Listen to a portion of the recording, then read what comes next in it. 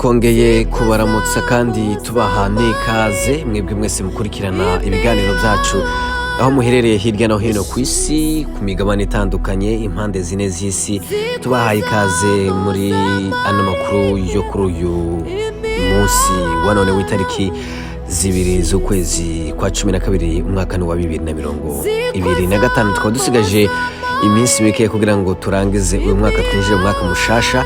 Rero nihanganishije imiryango yose yagize ibyago ngo Imana ikomeze ibihanganishe kandi ibaheze ihumure. Ku munsi w'ejo nibwo twatangaje inkuru y'abakobwa bakoze impanuka hariya muri state ya Tennessee bavuye muri state ya Louisville aho bari baje mu gitaramo.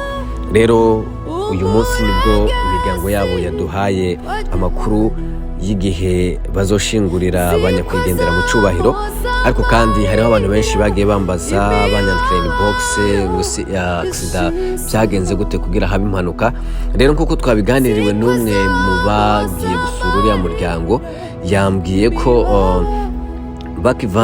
bavuye hano bari baje gutarama hano muri Kentucky hano mu mujyi wa Louisville, bahavuye barataha. So imodoka yabo yari irimo abantu batanu. Muri abo batanu umwe baramushikije iwabo amahoro, bafata highway bashaka kudropinga abandi bari bari kumwe. Noneho inyuma yabo hariho imodoka y'umuntu wari wasinze arabagonga, abagonze imodoka yabo ita equilibre hitigwa muri truck. Noneho truck rero irabagonga, nibwo haje kugira babiri bakomereka n'abandi babiri nabo baza kwitaba Imana. Nuko rero impanuka mu ncamake zagenze. Ariko rero uno munsi twamenye amakuru yuko Banyakwigendera bazobashingura ku itariki 20 hazoba ari ku munsi wa niposho cyangwa se kuwa gatandatu itariki 20 z'ukwezi kwa 12 niho bazoshingura imirambo ya Banyakwigendera babasezera Mucubahiro. Rero amatariki nkuko imiryango yaba bakobwa yadutangarije batubwiye yuko ku itariki 20 z'ukwezi kwa 12 hazoba ari ku munsi w'iposho cyangwa se Saturday nibwo bazashingura Mucubahiro imirambo cyangwa se imibiri y'Abanyakwigendera. Rero bavuze yuko bose itariki yo gushingura izoba ari imwe, amasaha azoba ari amwe kugira ngo abantu nyine bashingurwe Mucubahiro. So ariko kandi murabizi yuko ikiriyo cyangwa se gushingura hano muri Leta Zunze Ubumwe za Amerika bisaba uburyo bwinshi cyane, dusaba abantu kwitanga uko bashoboye, kuko kugira ikiriyo muri state imwe muri siri imwe ntabwo ari ibintu biba byoroshye pe. Ikiriyo hano kirahenze, gushingura umuntu hano muri Leta Zunze Ubumwe za Amerika birahenze cyane. So ni muri ako karyo rero dusaba abantu kwitanga uko ushoboye, waba ufite $20, waba ufite $10, waba amafaranga yose ushobora kuyatanga kugira ngo abavandimwe bashingurwe Mucubahiro. Ariko kandi ndaza gupininga link, hari link ihari ya GoFundMe, bakreatinze GoFundMe kugira ngo abantu bitange. Ndaza gupininga muri kino kiganiro, ndaza gupininga link ushobora kujoininga ugatanga. Rero kuri GoFundMe bavuze yuko gushingura bakeneye ubushobozi bw'ibihumbi 20 by'idolari ku bantu bombi nyene, kurumva muri bari abakobwa bombi babitavye Imana no kuvuga Queen na Nyanduhura. Hariya kuri GoFundMe bakeneye ibihumbi 20 kugira ngo bashingurane iteka abavandimwe bashiki bacu.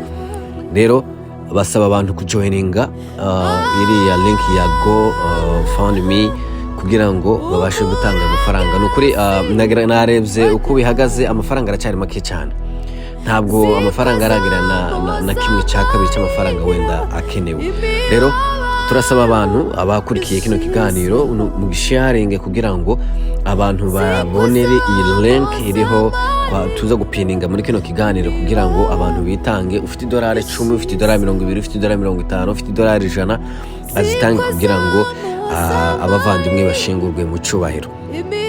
Rero nibwo buryo bworoshye cyane, wenda hari abantu batari mu magroupe atwerera ikiriyo, ariko kandi nawe wakanda kuri iyo link wahabona aho hasi kugira ngo ujoining kuri GoFundMe kugira ngo ubashe gutanga uko ubushobozi bwawe bungana kugira ngo bashiki bacu bashingurwe mu cyubahiro, bashinguranwe iteka. Kandi murabizi ko uburyo ari bwinshi busabwa kugira ngo bashingure umuntu. Ni ukuvuga ngo haba hakeneye amafaranga ya finiro, haba hakeneye kodesha ibintu byinshi murabizi, gufungurira abantu bazo bavuye mu mastate atandukanye. Niyo mpamvu abantu bose mukurikirana kino kiganiro mwagira icyo mukoze. Murabizi ko iyo muri state musanzwe muri state hano muri Leta Zunze Ubumwe za Amerika ukuntu bimeze, iyo umuntu aguye muri state hari amafaranga state abantu batuye muri ya state baza batanga mu magroupe babamo, bagatanga kugira ngo bafashe wa muryango. Ariko kandi inshuti, abavandimwe, abumvishe yuko abashaka gutabara nyine umuryango wagize ibyago bagakora. Rero gukorera ibiriyo bibiri, gukorera abantu babiri baguye muri state imwe, baguye muri siri imwe, bagakorerwa ikiriyo, bisaba uburyo bwinshi cyane, bisaba uburyo bwinshi. Kandi niyo mpamvu dusaba abantu kwitanga, niyo mpamvu dusaba abantu kugira umutima ufasha, kugira umuntu muri uyu mutima wo gufashanya ni mwiza cyane. Gufashanya ni ibintu byiza. Uyu munsi ni bariya, ejo bundi hazoba ari ubundi.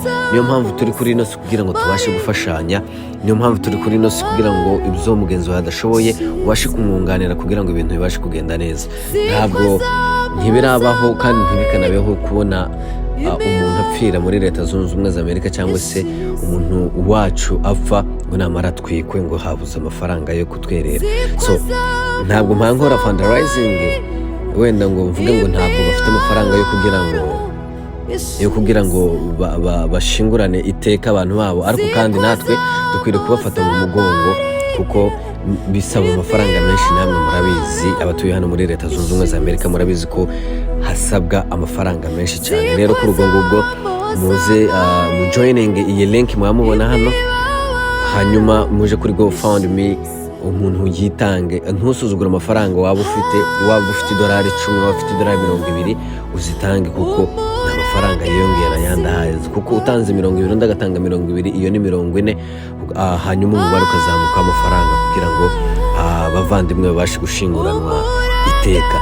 Rero abantu mukomeze mube hafi imiryango. Turashimira n'abantu bakimara kumva aya makuru batabaye umuryango bawubaye hafi, na cyane cyane nashimye urubyiruko rwa hano Kentucky. Hari abantu benshi bavuye hano bakimara kumva ayo makuru, kubera ko aba bavandimwe bitavye Imana bari baje hano mu giterane, kandi igiterane cyari cyagenze neza. Rero abantu bo muri Louisville bamaze kumva ayo makuru ni benshi babitavye, ni benshi bagiye gutabara umuryango, kuwuhumuriza. Ndagira ngo mwabonye mu video bahaye baririmba, bahaye bahumuriza umuryango. Ni ibintu byiza cyane kandi umuryango urahumurika. Urumva ko ari ibintu binejeje, aho bari babona ko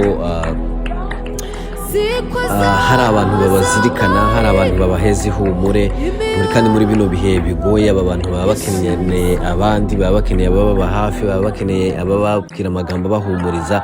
Rero kuri ubwo ngubwo muze kujoininga iyo link, muze kubona aho ngaho ubushobozi bwawe bungana ari kutanga. Ariko kandi kuko twabimenyeshejwe nuko gushingura Mucubahiro aba bavandimwe bashiki bacu bizaba ku itariki 20 z'ukwezi, uku kwezi turimo kwa 12.